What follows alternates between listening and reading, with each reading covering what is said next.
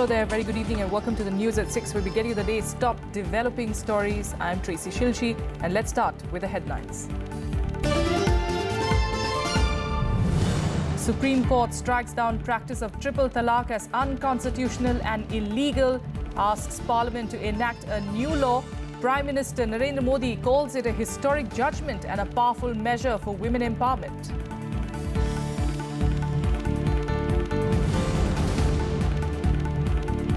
A day after rival factions unite, AIDMK government is in crisis in Tamil Nadu. 19 MLAs of the Sasikala faction tell Governor C. Vidyasagar Rao that they have lost confidence in Chief Minister E. Palaniswamy.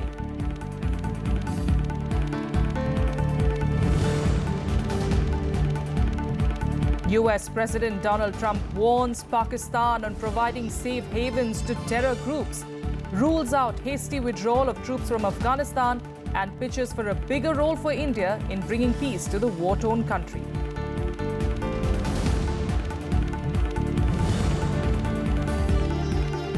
And against the backdrop of the tense standoff with China over Doklam, Nepalese Prime Minister Sher Bahadur Deoba to start his 4-day state visit to India tomorrow, his first foreign trip after assuming office in June this year.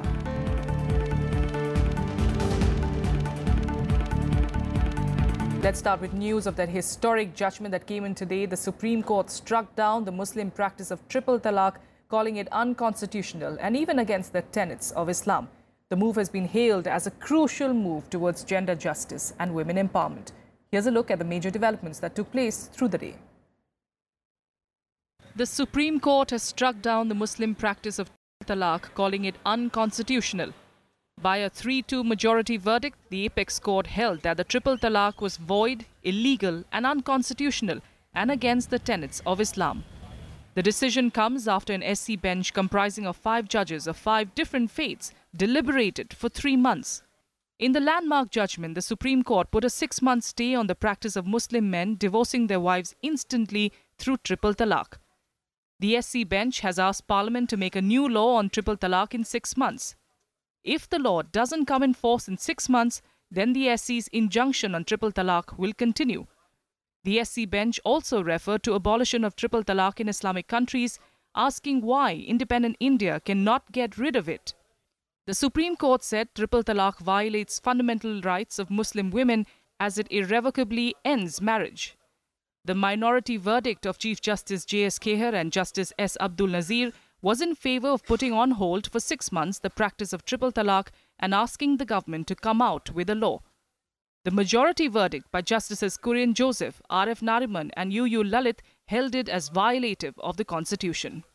The majority judgment is in sync with current position prevailing in India and other parts of the world. The majority judgment has realized that it is completely an anathema to millions of Muslim women who from the time they are born live under fear and apprehension that tomorrow they may not have a hearth and a home. Cheers erupted among the petitioners and victims of triple talaq as soon as the judgment was delivered.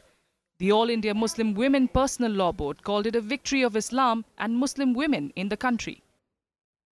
ये इतिहास में लिखा जाएगा कि इतना बेबाक और इतना निष्पक्ष और इतना ईमानदारी और सच्चाई का फैसला आया है जो सीधे सीधे कह दिया कि एक सांस में एक ही बैठक में 3 तलाक असंवैधानिक है। तो मैं समझती हूँ माननीय सुप्रीम कोर्ट ने कुरान शरीफ के कानून को बहुत अच्छी तरह से समझा है और उसके बाद फैसला किया। आज की तारीख बहुत ही ऐतिहासिक तारीख है और जो ये मुस्लिम जो महिलाओं की स्थिति में जो सुधार होगा और उनके लिए मुस्लिम महिलाओं के लिए बहुत ही बड़ा दिन है। ये बहुत ऐतिहासिक फैसला है। ये हमारे लिए मतलब मैं आपको डिस्क्राइब नहीं कर सकती कितनी खुशी की बात है। हम मुसलमान औरतों ने बहुत मेहनत किया है, पिछले कई सालों से मेहनत किया है इस दिन के लिए, जहां आज ये कहा गया है, बेंच ने कहा है कि देश में 3 तलाक अब से गैरकानूनी है। The Prime Minister too hailed the Supreme Court judgment, calling it a powerful measure for women empowerment. BJP party President Amit Shah called the judgment the dawn of a new era for Muslim women. Is a great victory for all those who've always believed that personal laws in India must also be progressive and must be compliant with the constitutional guarantees. It's a one step forward for gender justice and gender equality, and it's good for women. क्योंकि उन्होंने कहा है ना कि कानून बनाना है, तो हम अब सरकार इसको कंसिडर करेगी. Meanwhile, the All India Muslim Personal Law Board has said that it will chalk out its future course of action in its working committee meeting on the 10th of September in Bhopal. We respect the judgments of the Supreme Court. In past also we have respected it. Consider this judgment and our study also in the meeting of the Executive Committee of the Personal Law Board, which is going to be held on 10th of September at Bhopal. The Muslim women who had filed the petitions had challenged the practice of triple talaq, in which the husband pronounces talaq thrice in one go, sometimes even by phone or a text message to get divorce. The centre had earlier told the bench that it will come out with a law to regulate marriage and divorce among Muslims if triple talaq is held invalid and unconstitutional by the apex court. Bureau Report, Rajya Sabha TV. Well, the historic judgment invited scores of reactions, both from the political fraternity as well as the public. Let's listen in to some of them. It is a matter of great assurance that the Honorable Supreme Court has declared Teen Talaq as unconstitutional. We salute this verdict. It is an indication of the self-confidence of the new India. मुझे लगता है कि औरतों के जो मामले में जिस तरह से तीन तलाक को लेके जिस तरह से उसका मिसयूज हुआ है, अब्यूज हुआ है, तो मुझे लगता है कि शरीयत के अंदर रिफॉर्म की ज़रूरत नहीं है, अलबत्ता एडमिनिस्ट्रेटिव रिफॉर्म की ज़रूरत है और जिससे कि जो मिसयूज हुआ है, जो अब्यूज हुआ है, वो खत्म हो सके. I think the judgment protects personal laws and at the same time deprecates the practice of triple talaq by the husband given in one sitting. It was not a unanimous judgment. The BJP government wanted the whole divorce, that is talaq-e-bidat, talaq-e-ahsan, talaq-e-hasan, to go away, which the then Attorney General argued on behalf of the government. That has not been accepted. And personal laws cannot be challenged under the ambit of fundamental rights. Now, this has clearly been told by the Supreme Court majority judgment. The pristine form of religious practice in Islam that abhors any exploitation. The verdict is an affirmation of the rights of Muslim women and gives relief to them against being subjected to discrimination by a practice that had been perverted over the years. We welcome the acceptance of this reality by the court and we welcome the verdict of the Supreme Court. The CPIM has always opposed the arbitrary and instant nature of triple talaq. So we welcome the majority judgment of striking down the arbitrary and instant triple talaq. But there has been a division in the 5-member bench. The verdict or the ruling given by the Supreme Court really has vindicated the stated position of my party, the CPI. We have been opposing the instant triple talaq. That is our stated position. ये एक बड़ी लड़ाई थी मुस्लिम बहनों की जो उन्होंने जीती है, उनको भी बधाई देते हैं. कोई कानून बनाने की जरूरत नहीं है क्योंकि जो कानून था ही नहीं, जो इलीगल था उसको सुप्रीम कोर्ट ने जब इलीगल कह दिया तो कोई कानून बनाने की जरूरत नहीं है. ट्रिपल तलाक अब इलीगल है, अवैध है. देश में आम मुस्लिम महिलाओं ने बहुत मेहनत की है, बहुत जद्दोजहद की है तीन तलाक से निजात पाने के लिए, और इस जद्दोजहद में सभी आम भारतीयों का साथ मिला है. जो ला गवर्नमेंट के ऊपर, संसद के ऊपर छोड़ा है, हम इसको मानते हैं कि हम संविधान पे भरोसा करेंगे. जो हमारे कुरान में बराबरी का जो वैल्यू है उसको लेकर ही कानून बनेगा. सुप्रीम कोर्ट ने आज मुस्लिम महिलाओं के लिए लेके एक कानून की बात तो की है और हमारी बात को सुना तो गया, उसके ऊपर एक डिसीजन भी लिया गया कि ये असंवैधानिक है और इसके ऊपर एक कानून बनेगा और उसके लिए हम बहुत ज्यादा उम्मीदें सरकार से लगाएंगे. All right, we'll get you more reactions as the evening progresses. Meanwhile, the other big news that we are tracking today, US President Donald Trump has sent out a strong message to Pakistan during his address to the nation on America's Afghanistan policy. Trump said that the US can no longer be silent about terror-safe havens in Pakistan. He also said in his speech and sought more role for India in the war-torn Afghanistan. I am here tonight to lay out our path forward in Afghanistan. US President Donald Trump spelling out America's policy in Afghanistan. The American people are weary of war without victory. Nowhere is this more evident than with the war in Afghanistan. The longest war in American history, 17 years. I share the American people's frustration. Trump ruling out a hasty withdrawal of troops from the war-torn country, saying conditions on ground will and not arbitrary timetable will guide its strategy from now on. A hasty withdrawal would create a vacuum that terrorists, including ISIS and Al-Qaeda, would instantly fill, just as happened before September 11th. Laying out his Afghanistan and South Asia policy in his first primetime televised address as Commander-in-Chief, Trump said the region has the highest concentration of terror-safe havens anywhere in the world. That the security threats we face in Afghanistan and the broader region are immense. Today, 20 U.S. designated foreign terrorist organizations are active in Afghanistan and Pakistan, the highest concentration in any region, anywhere in the world. For its part, Pakistan often gives safe haven to agents of chaos, violence, and terror. The threat is worse because Pakistan and India are two nuclear-armed states whose tense relations threaten to spiral into conflict, and that could happen. No one denies that we have inherited a challenging and troubling situation in Afghanistan and South Asia, but we do not have the luxury of going back in time and making different or better decisions. Trump used the speech to warn Pakistan to stop supporting terror-safe havens. The next pillar of our new strategy is to change the approach and how to deal with Pakistan. We can no longer be silent about Pakistan's safe havens for terrorist organizations, the Taliban, and other groups that pose a threat to the region and beyond. Pakistan has much to gain from partnering with our effort in Afghanistan. It has much to lose by continuing to harbor criminals and terrorists. In the past, Pakistan has been a valued partner. Our militaries have worked together against common enemies.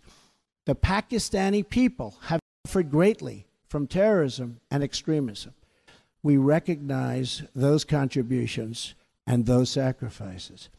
But Pakistan has also sheltered the same organizations that try every single day to kill our people. We have been paying Pakistan billions and billions of dollars. At the same time, they are housing the very terrorists that we are fighting. But that will have to change, and that will change immediately. No partnership can survive a country's harboring of militants and terrorists who target U.S. service members and officials. It is time for Pakistan to demonstrate its commitment to civilization, order, and to peace. Trump also hailed India's contribution in Afghanistan, but added its role has to be enhanced. Another critical part of the South Asia strategy for America is to further develop its strategic partnership with India, the world's largest democracy and a key security and economic partner of the United States. We appreciate India's important contributions to stability in Afghanistan.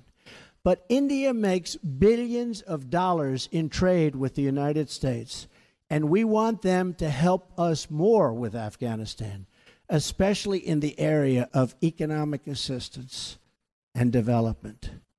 Trump also said that the U.S. will work in coordination with the Afghanistan government to restore peace in the region. Military power alone will not bring peace to Afghanistan or stop the terrorist threat arising in that country. But strategically applied force aims to create the conditions for a political process to achieve a lasting peace. America will work with the Afghan government as long as we see determination and progress. There are currently up to 8,400 American soldiers in Afghanistan. The U.S. first invaded Afghanistan in October 2001. The then Bush administration accused the country's then Taliban government of sheltering al-Qaeda leader Osama bin Laden, who had masterminded the September 11 terrorist attacks. Bureau Report, Rajya Sabha TV. Well, India welcomed U.S. President Donald Trump's new policy on Afghanistan and his statements on Pakistan. The Ministry of External Affairs said that the move will help target safe havens of terrorism in South Asia. MEA spokesperson Ravish Kumar said that India is committed to supporting the government and the people of Afghanistan in their efforts to bring peace, security, stability and prosperity to their country. He added that India has been steadfast in extending reconstruction and development assistance to Afghanistan in keeping with the traditional friendship with its people and will continue these efforts. In national news, the political drama continued in Tamil Nadu on Tuesday as 19 MLAs withdrew support from the ruling AIADMK a day after they supported Chief Minister E. Palaniswamy. The MLAs met the governor and said that they no longer had confidence in the Chief Minister, prompting the opposition, DMK, to demand a trust vote. A day after the two rival AIADMK factions came together, a new crisis is brewing inside the ruling party in Tamil Nadu. 19 MLAs supporting party Deputy General Secretary TTV Dinakaran on Tuesday withdrew support to CM E. Palaniswamy. The 19 MLAs are among the 121 MLAs who supported Chief Minister E. Palaniswamy. They have told Governor C.V. Rao that they have no confidence in the Chief Minister.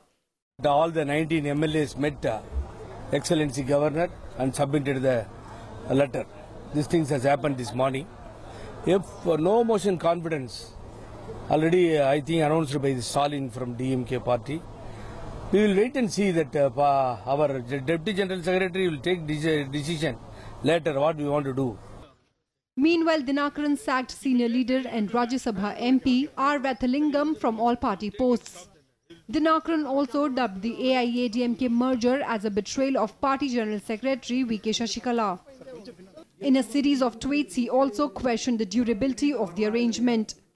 The move comes a day after Vathalingam, a loyalist of the Chief Minister, said steps will be taken to remove jailed party chief V.K. Shashikala from the AIADMK. Now, kind information, we removed one Vaidilingam from the party. Just now removed our Deputy General Secretary. One by one we will go seriously, no doubt about it. Our target is both the EPS and the zero PS. Zero Pannirselvam and Edapadi Pannirselvam. In another development, DMK President M.K. Stalin wrote to the governor demanding a trust vote in the assembly. With the revolt by the 19 MLAs, the merged AIADMK has only 114 votes, 3 short of the majority mark in the assembly. Bureau Report, Rajya Sabha TV. And here are some more updates from across the country and nationwide. Regular banking operations were hit as public sector bank employees went on a day-long nationwide strike to protest against the government's proposed consolidation move. Services like deposits and withdrawal at bank branches, check clearances, NEFT and RTGS transactions were affected. However, operations at private lenders such as ICICI Bank, HDFC, Axis and Kotak Mahindra were almost normal.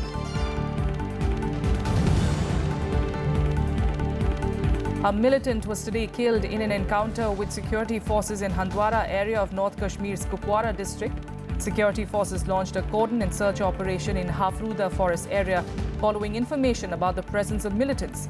The militants opened fire on the security forces who retaliated, triggering a gun battle.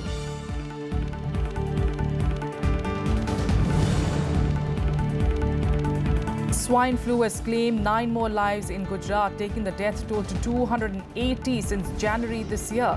At present, 1,981 H1N1 infected people are being treated in different hospitals across the state.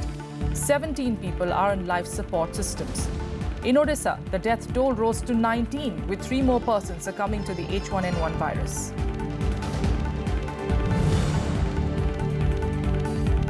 The flood situation worsened in Bihar, taking the death toll to 264.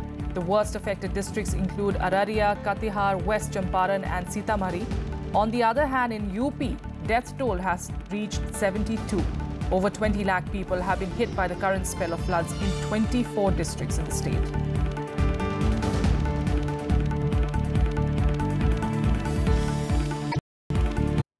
Nepalese Prime Minister Sher Bahadur Deuba will arrive on his first foreign visit to India on Wednesday. His 4-day trip will include meetings with the President, the Vice President and wide-ranging talks with Prime Minister Narendra Modi on bilateral issues. Cooperation on security and development, as well as regional and international issues, will be major areas of discussion between the two Prime Ministers. A high-level delegation will accompany Deuba, who will be extended a special courtesy to stay at the Rashtrapati Bhavan. Big development project in Nepal that is going to be constructed from Indian assistance, and on the top of that is Pancheshwar Development Authority, Arun Tesro, Upper Tamakoshi and other infrastructure development. And I sense that the both sides and political leaders of the both countries want to push those big projects from this visit. And other agendas are related to the reconstruction of Nepal's reconstruction effort and India's assistance to it. Deuba's visit comes at a time when Nepal has been battered by floods that claimed more than 100 lives. Nepalese opposition parties are blaming India for what they call unilateral construction of about 15 embankments for the devastation. Deuba is also likely to urge the Indian government to speedily implement the past agreements. Prime minister का हमेशा से शुरू से ही जो first visit रहा है वो India का ही होता है। इससे क्या होता है ना कि ये नेपाल और इंडिया के रिलेशनशिप का क्लोजनेस भी दिखाता है ये चीज़ें। और दूसरी तरफ ये भी है कि इंडिया भी चाहता है कि नेपाल के प्राइम मिनिस्टर का विजिट इंडिया ही हो, हमेशा मतलब पहला विजिट इंडिया ही हो। तो ये जो फर्स्ट विजिट का जो कॉन्सेप्ट है नेपाल के प्राइम मिनिस्टर का इंडिया के प्रति और यहाँ के पॉलिटिकल लीडरशिप का जो उनको बुलाने का पहला विजिट कराने का, तो ये पॉलिटिकल, इकोनॉमिक, सोशल सारे एस्पेक्ट से ये क्लोजनेस को ही दर्शाता है. Deuba will also travel to Hyderabad, Tirupati and Bodh Gaya during his visit. Akhilesh Suman's report for Rajya Sabha TV. Meanwhile, External Affairs Minister Sushma Swaraj met her counterpart from Uzbekistan, Abdulaziz Kamilov, in New Delhi today. Kamilov, who is on a 4-day visit to India, is leading a high-level delegation. Both sides exchanged views on expanding and strengthening cultural and humanitarian ties, direct contact between scientific and educational institutions of Uzbekistan and India. The visit comes after recent discussions between Prime Minister Narendra Modi and the President of Uzbekistan in Astana on the sidelines of the SCO Heads of States meeting.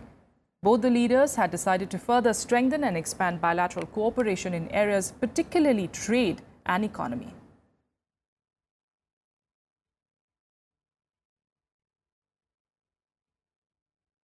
Home Minister Rajnath Singh has asserted that awareness about the intellectual property rights among officials of enforcement agencies would assist them in handling IPR-related cases. Inaugurating a 3-day workshop on enforcement of IPRs, Rajnath Singh also announced a special course in all police training colleges on IPRs. The exercise is part of the implementation of the national IPR policy unveiled by the government last year. Enforcement agencies के लिए सबसे मददगार तथ्य यह है कि consumers के बीच इस बात को लेकर अवेयरनेस धीरे-धीरे बढ़ रही है कि फेक प्रोडक्ट्स, विशेष रूप से फार्मास्यूटिकल ड्रग्स, सॉफ्टवेयर्स और नॉन वैलिडेटेड टेक्नोलॉजीज के चीप इमिटेशंस नहीं होते, बल्कि ये उनके और सोसाइटी की सिक्योरिटी के लिए भी सीरियस सेफ्टी थ्रेट्स भी बन सकते हैं. All right, with that, we have to wrap up the news at 6. Thanks so much for joining us.